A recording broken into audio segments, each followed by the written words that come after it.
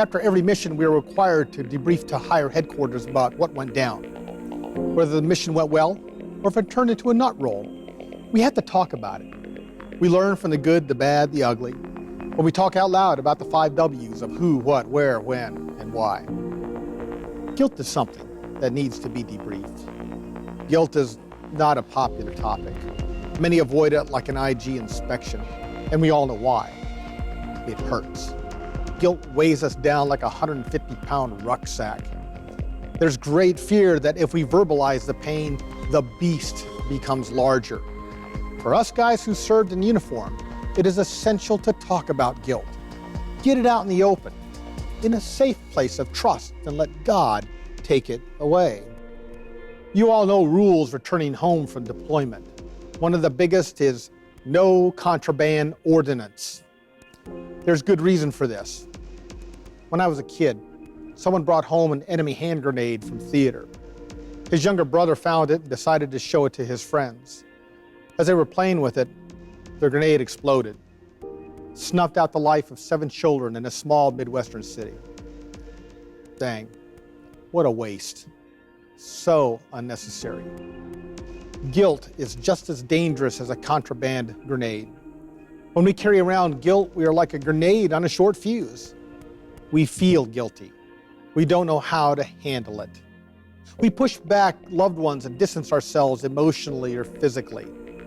Guilt affects our sleep, how we look at life, how we approach friends, and how we perceive how others look at us.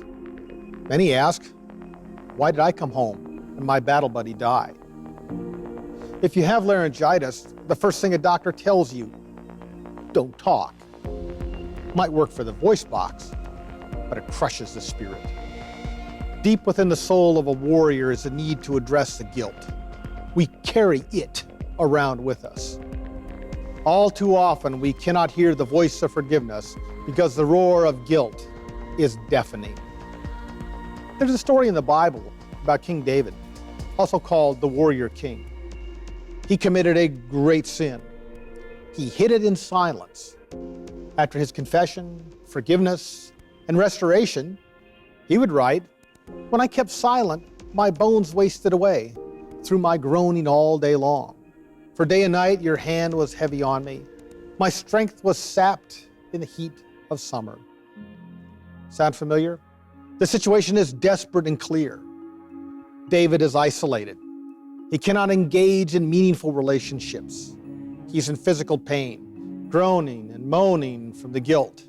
Sleep is elusive for the great king. In the end, guilt squeezes everything out of you. There's nothing left. You're sapped, smoked like a cheap cigar.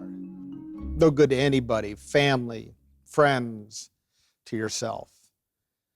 David gives a solution. He wrote, "Then I acknowledged my sin to you and did not cover up my iniquity. I said, I will confess my transgressions to the Lord, and you forgave the guilt of my sin." And why would God do that? Forgive the guilt of your sin? There's only one reason.